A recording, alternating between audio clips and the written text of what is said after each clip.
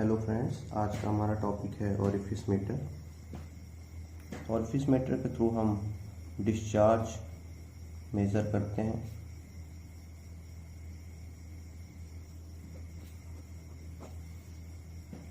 हम डिस्चार्ज को Q से डिनोट करते हैं। ओरिफिस मीटर को हम पाइप ओरिफिस और ओरिफिस प्लेट भी कहते हैं।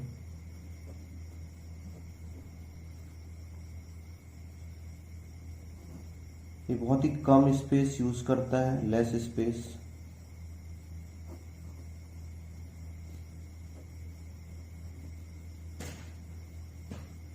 Fourth, a very cheap device compared to other devices which are being used for the discharge measurement. जो बेसिक प्रिंसिपल है ओरिफिस मीटर का वो ये है that by reducing cross sectional area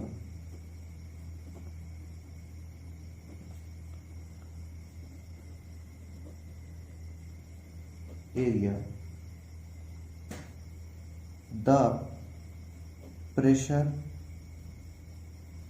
of that cross section will decrease.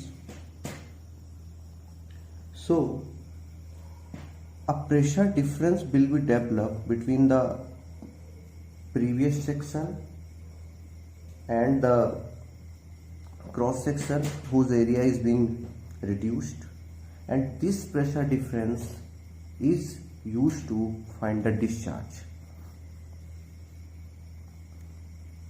Suppose this is our pipe and we used orifice plate here. Now the cross section area is decreased and it was the initial cross section area of the pipe, actual cross section area of the pipe. So the pressure difference will be there between this point and this point, and this pressure difference will be used to find discharge in pipe. Let's see the diagram of orifice meter when it is being used in a circular pipe. This is the basic structure of our orifice meter when it is used in a circular pipe. This is our pipe and this is the pipe axis, center axis of the pipe, and this is the orifice. अब हम सबसे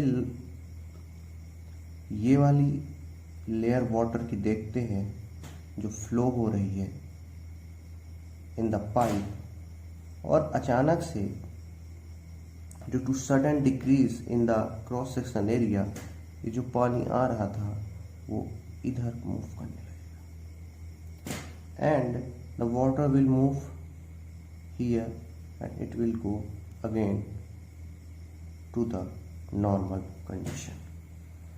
अब क्योंकि हमारा जो orifice meter है वो cross section area को अचानक से कम करता है, तो हमारा जो वाटर है वो आते आते थोड़ी देर अभी भी उसी डायरेक्शन में चलेगा और उसके बाद वो अपनी नॉर्मल एक्चुअल कंडीशन पे जाएगा।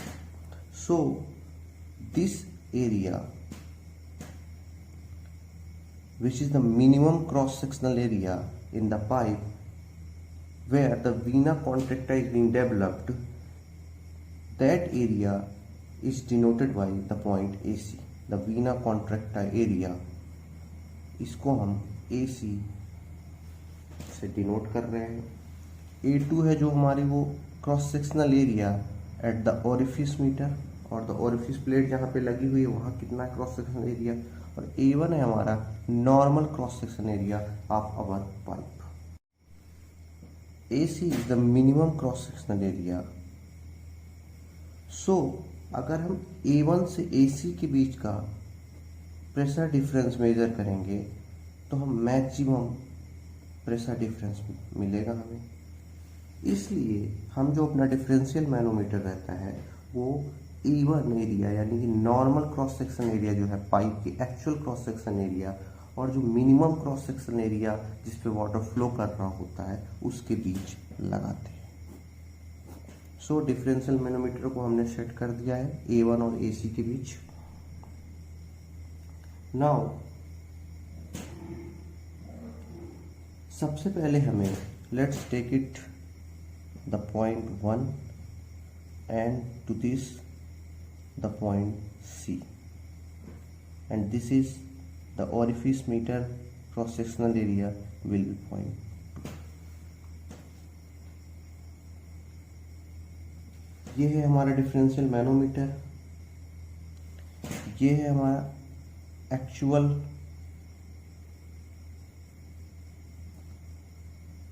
फ्लोइंग फ्लूइड इन पाइप, और ये है मैनोमीटर फ्लूइड। हम मैनोमीटर फ्लूइड की डेंसिटी को रो m से डिनोट करेंगे और जो एक्चुअल फ्लोइंग पाइप की वाटर की डेंसिटी है या फ्लूइड की डेंसिटी है हम उसको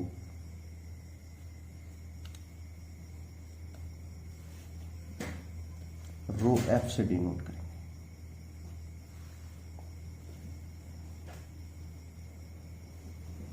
अब हम बर्नौली इक्वेशंस लगाते हैं by applying Bernoulli equation between point 1 and C, means P1 upon rho G plus V1 square upon 2G plus Z1 equal to PC upon rho G plus VC square upon 2G plus Z2। We have considered zero friction during the flow of the flowing fluid. Here the pipe is horizontal and flow is incompressible.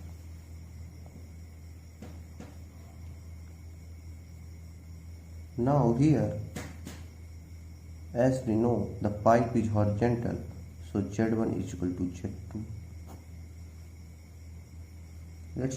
It's not Z2, it's ZC. So Z1 is equal to ZC. So they'll be cancelled. So the equation become P1 minus PC upon rho G. This is the rho F because the Bernoulli equation is in between the flowing fluid. P1 minus PC upon rho Fg is equal to Vc square minus V1 square upon 2G. This will be our first equation. Now let's calculate the pressure difference between point 1 and C from the differential manometer reading.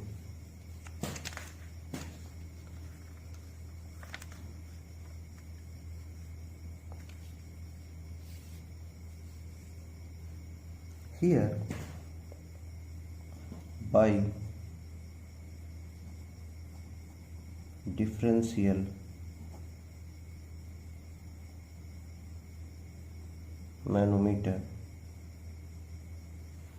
we have to calculate the pressure difference between the point 1 and point C. So the best possible way is to move from the point 1 to the point C. So what is the pressure at A1 cross sectional area? It means the point 1, it's P1. So let's write P1. Now let's move to the point parallel to this point.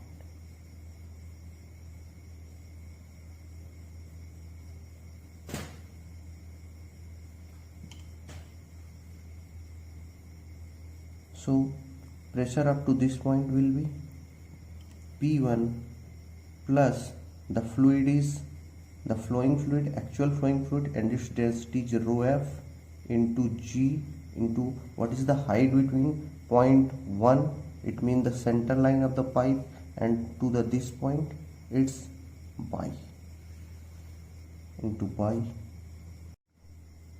We know the pressure increases while going downwards, और ये ऊपर जाने पे pressure घटता है। अब हमें इस पॉइंट का प्रेशर मिल चुका है, अब हम इस पॉइंट का प्रेशर निकालते हैं। तो ये डिस्टेंस कितनी है, x, नीचे आ रहे हैं प्रेशर ऐड होगा, प्लस फ्लूइड कौन सा है, अभी भी फ्लोइंग फ्लूइड है, रो F into G into x. अब हम इस पॉइंट तक पहुंच चुके हैं। अब हम देख सकते हैं कि ये पॉइंट और ये पॉइंट यहाँ पे दोनों पैरेलल हैं और दोनों ही पॉइंट सेम लिक्विड से कनेक्टेड है। इसका मतलब जो प्रेशर यहाँ होगा वही प्रेशर यहाँ पे हो जाएगा, यानी हमको यहाँ तक का प्रेशर अब पता हो चुका है, जो कि ये वैल्यू है जिसकी। अब हमें पॉइंट सी तक जाना है, यहाँ का प्रेशर पता चल गया है, सी तक जाने के लिए हमें ऊपर जाना होगा। यहाँ से हम इस पॉइंट तक ऊपर जाते हैं, माइनस रो एम, क्यों, क्योंकि यहाँ पे फ्लूइड कौन सा भरा हुआ है, manometric fluid, rho M into G into what is this height, X, rho M minus, क्योंकि हम ऊपर जा रहे हैं, रो एम इंटू जी, और ये डिस्टेंस एक्स। एक्स अभी हमें फिर से ऊपर जाना पड़ेगा इस पॉइंट से, यानी कि माइनस अगेन फ्लूइड कौन सा है, अब रेड कलर का फ्लूइड कौन से मैंने शो कर रखा है, फ्लोइंग फ्लूइड, यानी कि rho of flowing fluid into g, और डिस्टेंस क्या है यहाँ पे, बाई। और ये प्रेशर किसके बराबर है, this pressure will be equal to the P C. Now हम यहाँ से P1 और माइनस पी सी फिर से मिल सकता है हमें, P1 प्लस ये रो एफ जी वाई, ये रो एफ जी वाई दोनों कैंसिल हो जाएंगे, P1 प्लस जी एक्स कॉमन ले लेते हैं इन दोनों से, g x rho f minus rho m equal to P C. So P1 minus PC will be equal to Gx rho m minus rho f. Now P1 minus PC upon rho f into G equal to, ये किसके बराबर हो जाएगा, it will be equal to x rho m upon rho f minus, ये है हमारी equation 2। Now x क्या है, x है हमारा मैनोमीटर डिफ्लेक्शन, हम इसे और differential fluid height,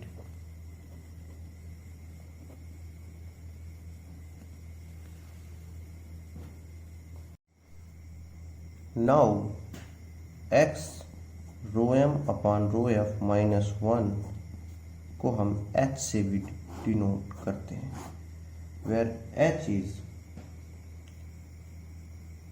पीजियोमेट्रिक head difference. अब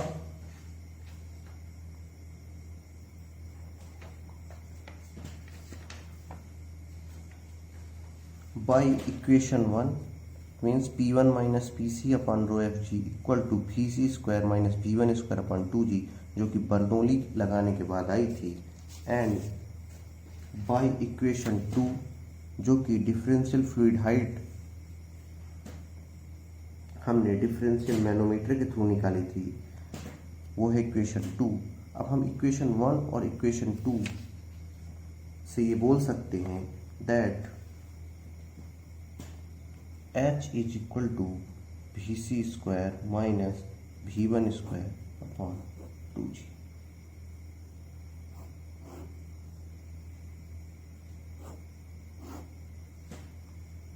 This is our equation 3।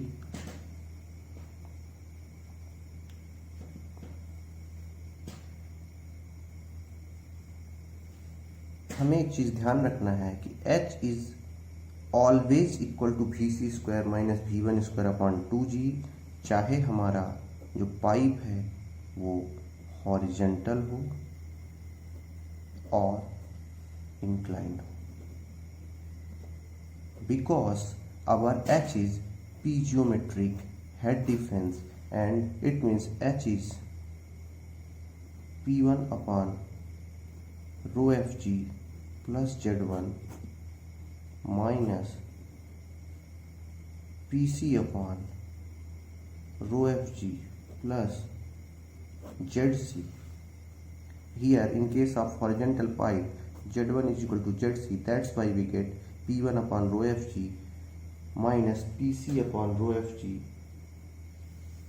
equal to H। अब हमारे पास 3 इक्वेशन हो गई हैं। Now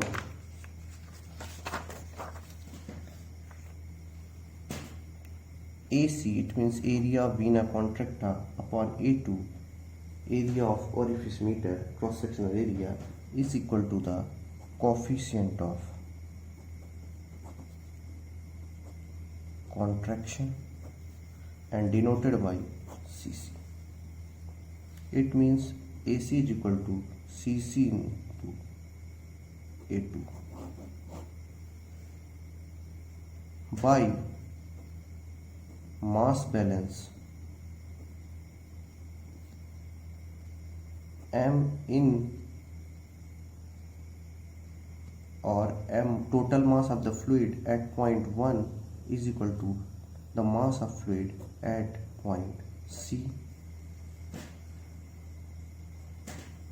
Now the fluid is incompressible, so the density of the flowing fluid is same, so we can directly write this equation as A1V1 is equal to ACVC. So from there VC is equal to A1V1 upon AC or VC is equal to A1V1 upon A2 CC from here. Now by putting this in equation 3, and the equation 3 was H is equal to VC square minus V1 square upon 2G. So by putting the value of VC in this equation, we get VC square minus V1 square equal to 2GH, A1 square, V1 square, A2 square, CC square, V1 square equal to 2GH। ये equation हमने H equal to VC square minus V1 square upon 2G पर VC बराबर A1 V1 upon A2 CC put करने के बाद पाई है। अब हम इस इक्वेशन को और आगे ले जाते हैं। यहाँ से हम V1 स्क्वायर कॉमन करते हैं, हमें मिलेगा A1 square minus A2 square CC square upon A2 square CC square equal to 2GH। G1 square common आएगा, यहाँ से भी आएगा, यहाँ से भी आ जाएगा, यहाँ आ जाएगा -1, यहाँ आएगा -1, फिर हम एलसीएम लेंगे, ये चीज़ ऊपर चली जाएगी और टोटल एलसीएम आ जाएगा A2 square upon CC square. From here we can say that V1 is equal to A2CC under root 2GH upon A1 square minus A2 square CC square. We know that Q means discharge or the volume rate is equal to A1 V1.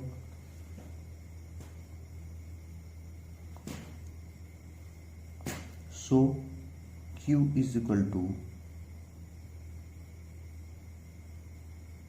CC A1 A2 under root 2GH A1 square minus A2 square CC square. Now we can also write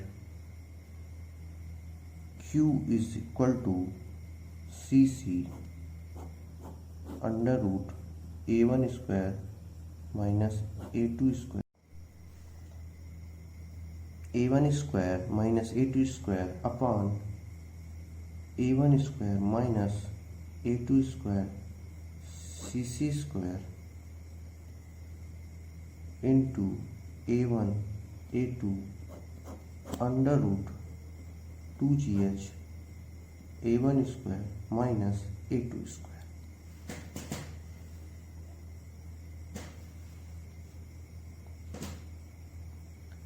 यहाँ पे हमने क्या किया है, हमने इस वाली equation पे ऊपर नीचे under root A1 square minus A2 square का मल्टीप्लिकेशन कर दिया है.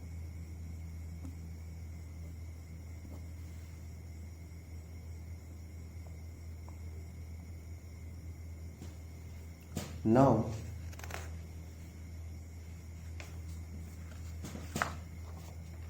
the term under root A1 square minus A2 square A1 square minus A2 square CC square is coefficient of velocity CV, coefficient of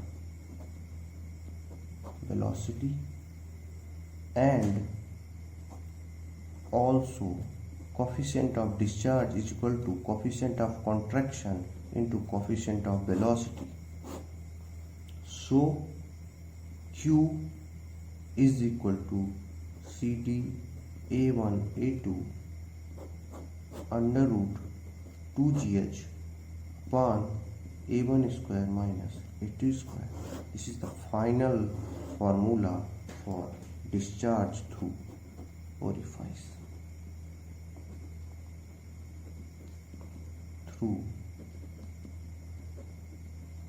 orifice. Now there are some points to note.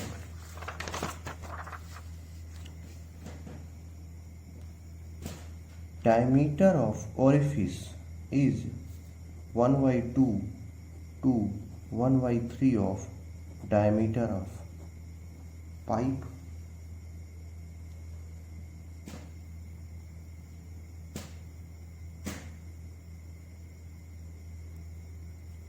D of vena contracta is equal to half of D of orifice.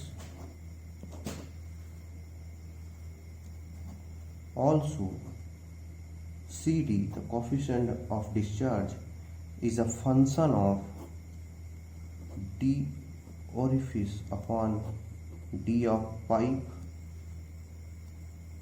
and nature of flow and surface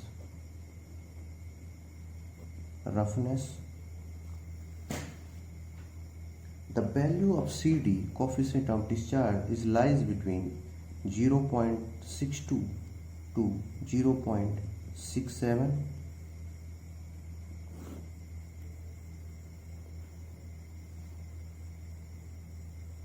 The energy loss is more in case of orifice. क्यों? क्योंकि हमने orifice पे जो अपना cross sectional area किया है कम, वो बहुत ही सडनली किया है, जबकि अगर हम इसका कंपैरिजन वेंचुरीमीटर से करें तो वहाँ हमने जो क्रॉस सेक्शनल एरिया है वो धीरे धीरे कम किया है अपनी पाइप का, इसलिए जो हमारे लॉसेस हैं वो ओरिफिस मीटर में कंपेयर टू द वेंचुरीमीटर बहुत ज़्यादा है. Also CD of coefficient of discharge of orifice meter is very less than CD of Venturi meter. लेकिन अगर हमारे पास स्पेस की कमी है तो हमें orifice यूज करना पड़ेगा because it takes less space.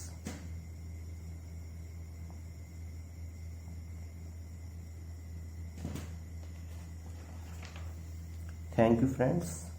हम अगले लेक्चर में देखेंगे वेंचुरी मीटर.